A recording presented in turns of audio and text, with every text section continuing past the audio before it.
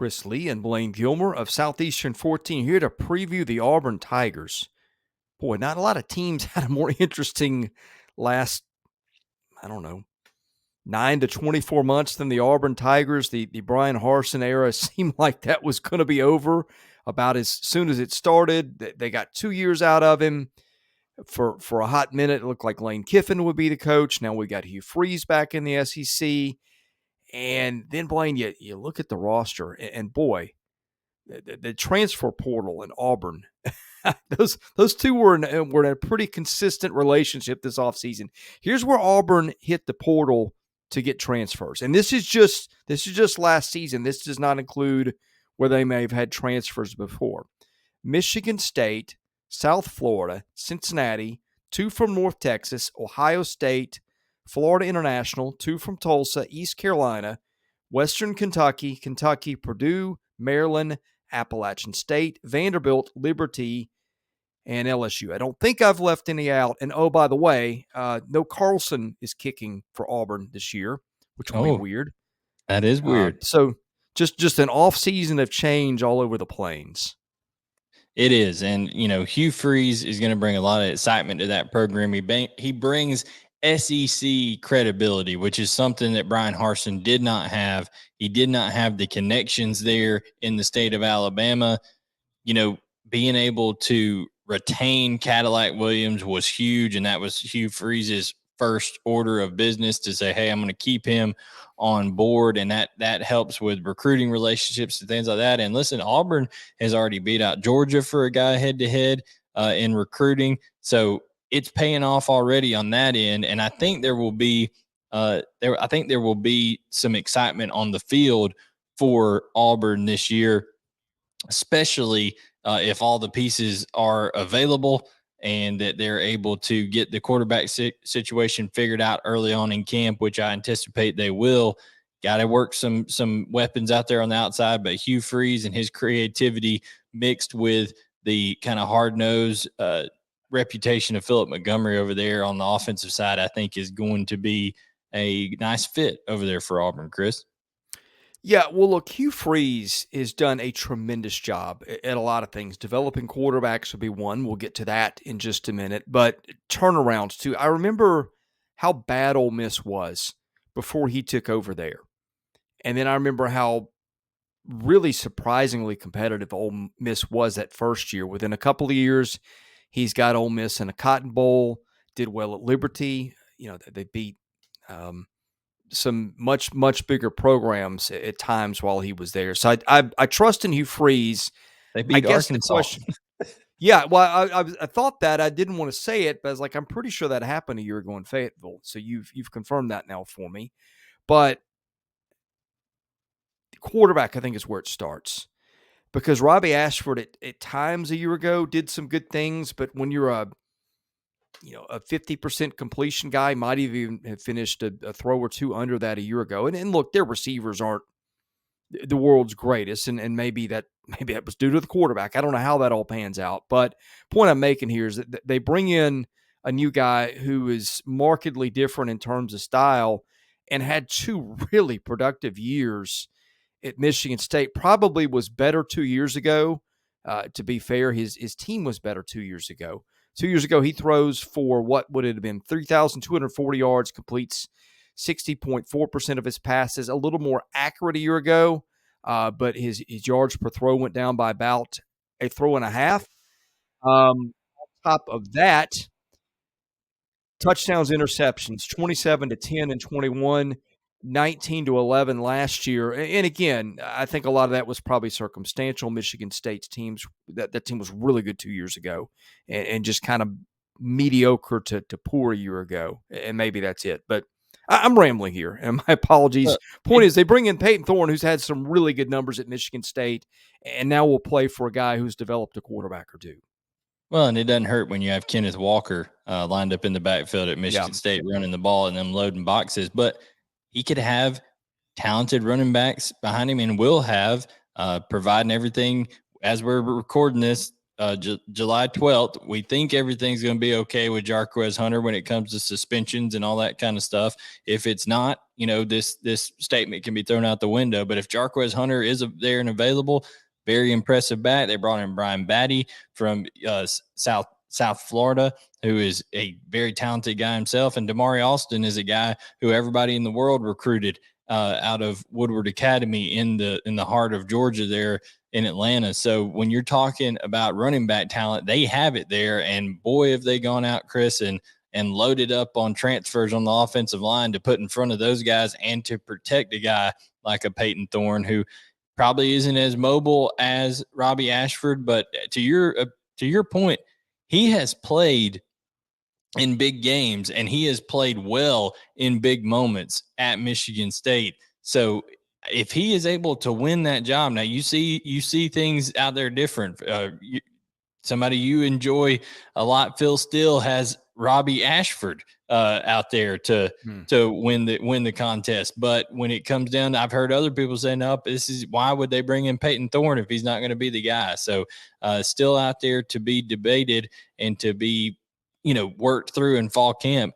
But if that running game is what I think it can be under Hugh Freeze, because a lot of people like to think these coaches like Freeze, like Kiffin, like Heupel are all about fast pace and throwing the football, but really they want to run the ball first. And that works with their tempo and then opens up the passing game on top of that. So I think that could really help Peyton Thorne if he is the guy. Well, not that it matters what any of us think, but Lindy's has got Ashford as a starter, and I'm looking up Athlon, and it's also got Ashford. Would just be a weird move to me. Why would Peyton Thorne transfer into a place where he doesn't feel like he's got a really good shot of being the starter? It just doesn't make much sense to me. It's kind of the same.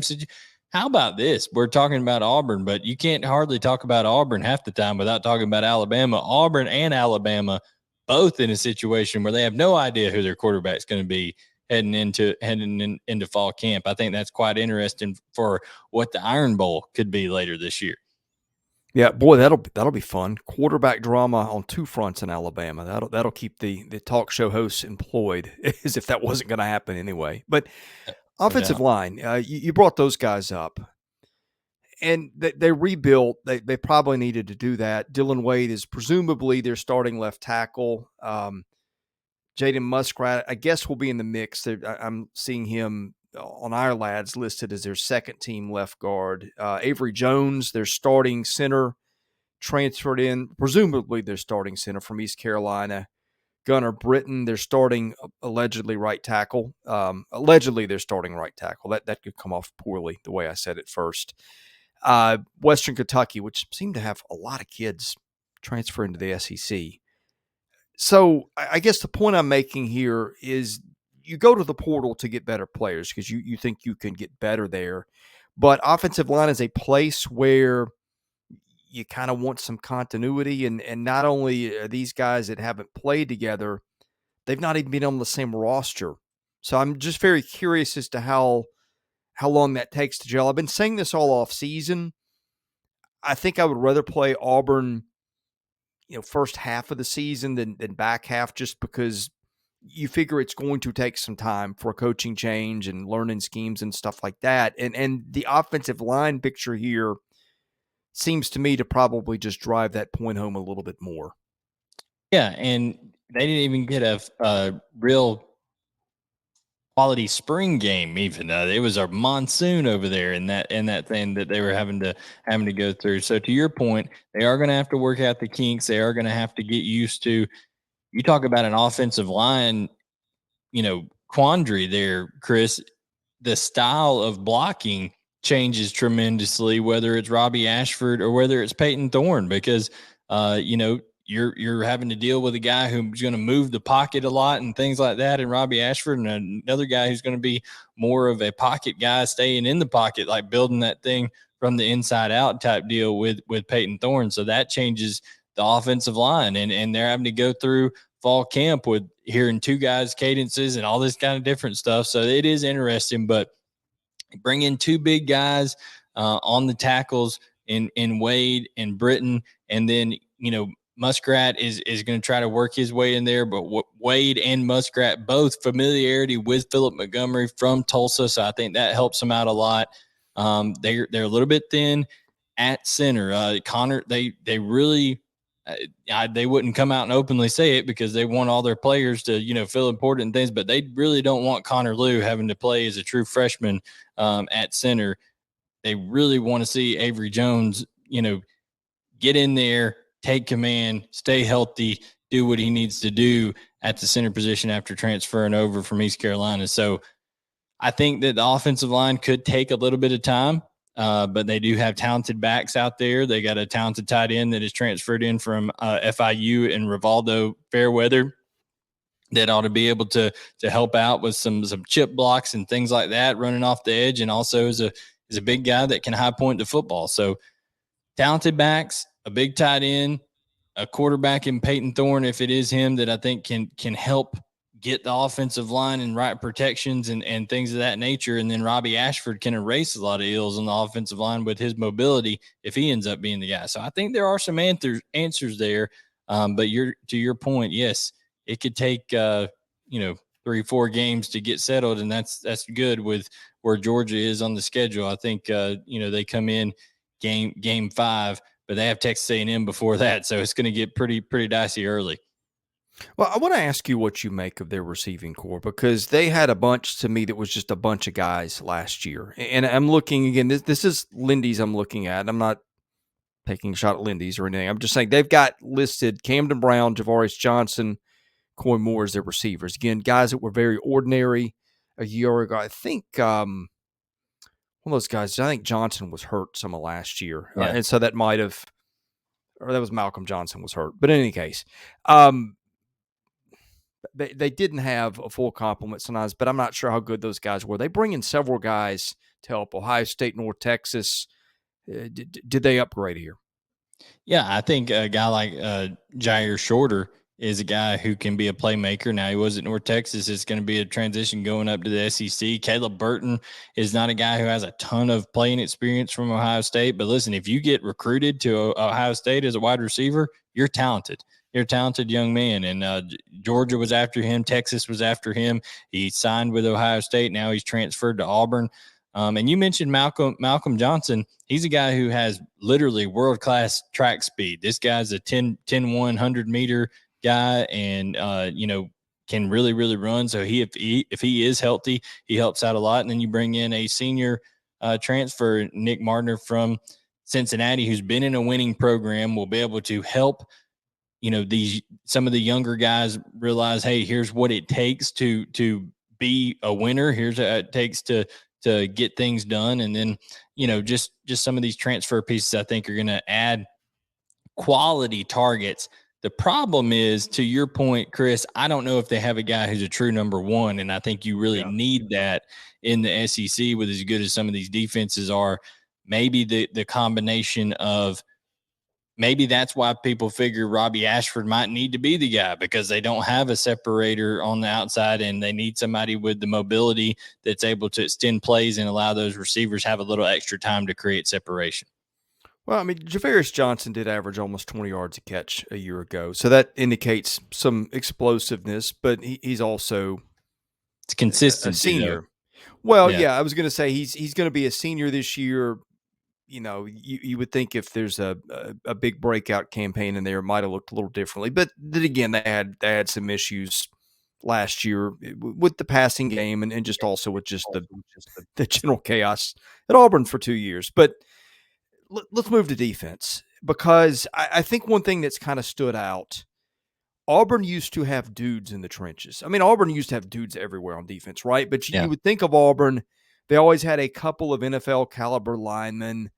It seemed like they always had an NFL caliber safety somewhere, and they've got some dudes in the back four that, and we'll get to those in a little bit. They always had a Takeo Spikes or somebody. I mean, they didn't always have a Takeo Spikes, but they had guys that could really play, NFL linebackers. This just doesn't seem, and maybe this is Brian Harsin. He got criticized for recruiting or lack of it, and maybe this is where it shows up, and maybe part of that just we in the year of saying, hey, this was just kind of beyond Hugh Freeze's control, and gravity took its toll with what Brian Harsin did or didn't do. But I look at them and pretty decidedly to me, they don't look on paper up front like you think an Auburn defense would look. Yeah, I agree. I think that's one big reason they went out and got a guy like Justin Rogers, who's been productive at Kentucky. He's 350 pounds, can really be that two gapper type nose tackle that's going to be there. So I think that's a big addition. But they're going out and getting guys that are transferring in from North Texas on that side of the ball, from Maryland on that side of the ball. A guy in Elijah McAllister at Vanderbilt that wasn't necessarily a go-to guy at Vanderbilt. So to your point, it is a little bit different look. But as many questions as there are on the front end, Chris, I think there's that many answers on the back end. They have a lot of talented guys that are coming back and guys that are physical in that secondary. And I think that, whether it's Nehemiah Pritchett or whether it's Zion Puckett, I think they have a lot to be excited about on the back end. But can they consistently stop the run enough to put people in obvious pass situations where those guys can be successful and kind of do their thing back there and make that secondary look as good as I think it can be. Yeah, their first line guys are pretty good. Nehemiah Pritchett is a pro prospect. They got several. DJ James is a good player. Like, you even look at their depth, okay? Their depth. Donovan Kaufman's a second teamer. He's had some nice games at Auburn before. He's a player. Yeah. Keontae Scott has done some good things. I think one thing that I do like about them is you just mentioned that their frontline guys at corner safety are pretty good. I don't know that they're Texas A&M good, but it is a good secondary. But they've also got some guys that, if they do get banged up, have played some ball and played it pretty well. Yeah, no doubt. Even Kayan Lee, who's a true freshman, was committed to Georgia for a long time. So you see that Hugh Freeze was able to do some work there. He's committed to Georgia, committed to Ohio State. A different guy that ended up at Auburn. And I think that, to your point, there's talented guys in that secondary. There's a lot of guys that have played a lot of football, especially up front. But at this point, because of the Harsin situation and because of the lack of recruiting for a couple cycles there, it's kind of okay. How many transfers can you bring in? How many freshmen can you get up to speed to create depth? First line guys, I think Auburn's going to be able to, line up and play, toe to toe. Listen, when Georgia went over there a couple years ago, when Bo Nix was still there, that was a game where Auburn was playing them tight early on in that game. First 3 quarters of that game, Auburn always is going to compete. Listen, even in Brian Harsin's first year, they took Alabama to the wire. Okay, to the wire. So yeah. I don't think that competing, it's the depth and late in games. Can they survive, and can the quarterback play be good enough? But on the defensive side, to your point, offensive side, the question is, okay, who is the quarterback and can any receiver separate? On the defensive side, it is, how does that front seven that is almost all transferred brought in, how does that mesh, and how are they able to create some depth behind it? Yeah, I think, to me, and I've dug in on most of the teams, we are getting past the halfway point of our preview series. And for people that are not familiar with our channel, we preview every single SEC team in depth. And I think Auburn is maybe the 8th, 9th team we've done at this point, something like that. So I've looked at all these teams, and I've looked at some of them closer than others. But I think that Auburn, to me, Auburn and Mississippi State, for different reasons, are maybe the most confusing teams. And I will give you the pro. Okay, I go back to when we opened this, Blayne. I said one thing that is just lodged in my mind was Hugh Freeze's first team at Ole Miss. And they were hideous under Houston Nutt before he was fired. And look, now sometimes when – and I think this applies here too to Auburn's situation. Sometimes when a coach is on the way out and you know it long before the boom actually drops, it just creates one mess after another. Players aren't motivated. Guys are looking, and especially now they're looking for the next stop in the portal or whatever, which was not the case 10 years ago. But point is, I remember watching one of the most dreadful SEC teams I've ever seen under Ole Miss.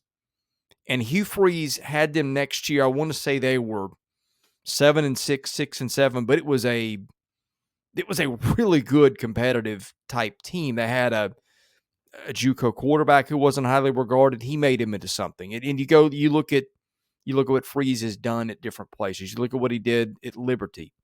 Made a guy into a near first round quarterback. That may not work out at the NFL level, but point is he's developed guys. I still remember what he did when he was at Ole Miss and how quickly he got it turned around.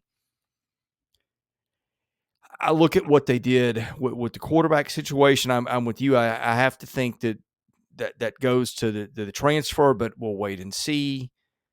But then, and this is a really good quote, and this isn't just me, but I'm going to read you something from Lindy's. This is under the opposing coach's view.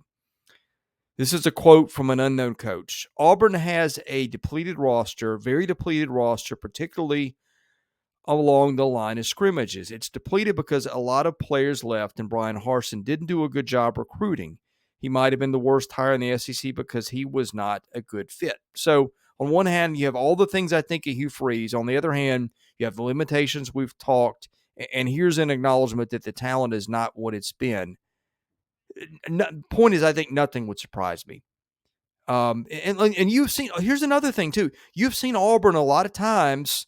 How many times have we seen Auburn go into a season unheralded, and you look up, they're playing for a national title. They're playing an SEC championship. No, look, I think those teams were more talented than this one. But point is, you've got a coach who's been kind of a little bit of a wild card, although in a good way. He's upped the floor of what everybody thought he had and done better with it.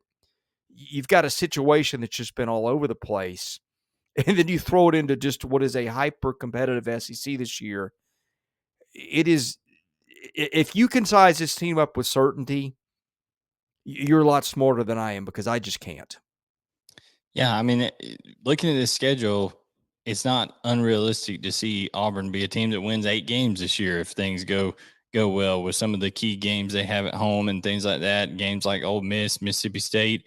They had the Iron Bowl at home, so I could see a scenario where they're an 8-win team at the end of the regular season. I could also see a scenario where they're a 4 or 5-win team.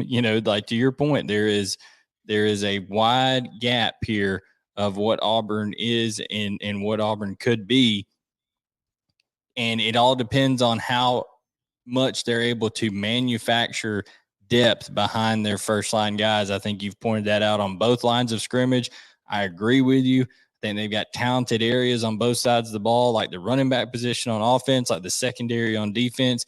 Now, how can they make those positions the focal point and really help utilize them the most? It's by making sure that they are able to get cohesive on those fronts. As that coach pointed out, they're decimated on both fronts, in the trenches on offense and defense. So how fast are those guys going to be able to get some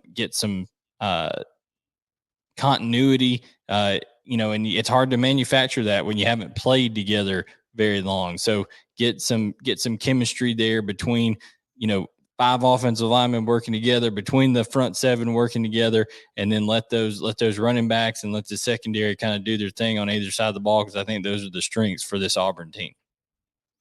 Yeah, and I think their schedule's going to be interesting. I think they will be 3-0 headed to A&M. That game at Cal won't be a layup. Cal is a decent Power 5 team, but one you would think that Auburn would be. They're not going to be walking into a hornet's nest in Berkeley like they are just about any other SEC venue. So I think that game, September 23rd, and we have previewed Auburn's schedule in a separate video. The game at A&M is fascinating because A&M's got its own issues. That was a 13-10 win for Auburn a year ago. So Auburn matched up well with the Aggies a year ago. The Georgia game, that is going to be in Auburn. I don't think that Auburn's going to win it, but can Auburn play Georgia well into the second half? To me, that might be a harbinger. right before it goes to LSU. Then I think end of October, that Ole Miss and Mississippi State game, that's when Auburn will be getting more used to what Hugh Freeze is asking that team to do. And how Those big two is that games game to going me to are be for Hugh fascinating. Freeze personally? Oh, my goodness, yeah. And that's one that I think if you're Auburn, you're glad that one is in your building rather than in Yes. Oxford, just because of the history there. Yeah.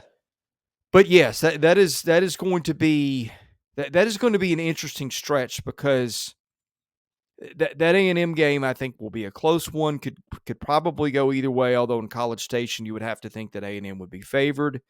Then A you lot of get that, I think, the is going to depend 1-2 on of what happens with A&M and Miami 2 weeks before. Because if A&M goes on the yes. road to Miami and they lose, they could go in the tank under Jimbo Fisher. It could go bad in a hurry. Yeah, that is, and that's one place where sometimes it's the breaks that you get that have nothing to do with you, and that could be one for the reasons that you say. But then after that, you got Georgia at home, and then a road trip to LSU, and look, those two games can kill the confidence of a lot of teams. I don't think it will happen to Auburn, but I'm just saying that is one. I mean, those are potentially the best two teams in the country. I don't know that I'd go that far definitively. Ohio State would be in that discussion, but point is, you're not going to get much tougher than that 2-game stretch, and then you've got that emotional game with Ole Miss right on the heels of that, and their bye week is what? It's Their after bye week Georgia. is between Georgia and LSU, which I guess is a good time to have it. I probably would rather have it before that Ole Miss game, although maybe not, because then that gives Physically, everybody 2 weeks to talk about Ole Miss, and I don't know that that's where you want to be, given the way that situation fell apart in Oxford when he was dismissed. But point is, I think that is a very interesting stretch there, just because there's so many ways that can go, so many emotions riding on it, and I think that those are just going to be some really crucial swing games for Hugh Freeze and Auburn. what if, and here's another question. You say what happens with teams and people that aren't necessarily in your control breaks you get. What if Alabama is not necessarily playing for a spot in the SEC championship when the Iron Bowl rolls around? There could Yeah. be motivation questions on that side. And then all of a sudden, here comes, Hugh Freeze with a chance to get a, statement type victory late in the year. That could happen as well. It could even happen if Alabama is slated to go to the SEC championship game. Maybe they have it wrapped up on the other side, and they're looking ahead to a matchup with Georgia or something along those lines. So there's going to be fascinating storylines all throughout the year. It is a Hugh Freeze run team. It's going to be a lot of media coverage. It's going to be exciting. They're going to be recruiting well. And now we just get to see it all play out on the field, Chris. We will have you covered on Auburn's football season. We'll have you covered on everybody's football season. Best way to get all our previews is to hit the subscribe button, enable your notifications. We're doing this on, what is it, July the 12th. I will be at Media Days, wall to wall, in our backyard in Nashville next week, along with Blake Lovell. So looking forward to doing that. We'll have you covered from there. If you're just discovering our channel, we do wall to wall coverage of baseball and basketball too, year round. We did some stuff on the draft this week. Blake and I think did some things on transfers in basketball. We're starting to roll out our preseason hoops content in July because, of course, that's what we do. Point is, if you like the major three sports in the SEC, I think you'll like our channel. Best way, again, to get all the content, hit subscribe, hit your notifications, hit the like button. That helps us, and tell a friend. He is Blayne Gilmer. I am Chris Lee. We are Southeastern 14. We appreciate you watching, and we'll be back again soon.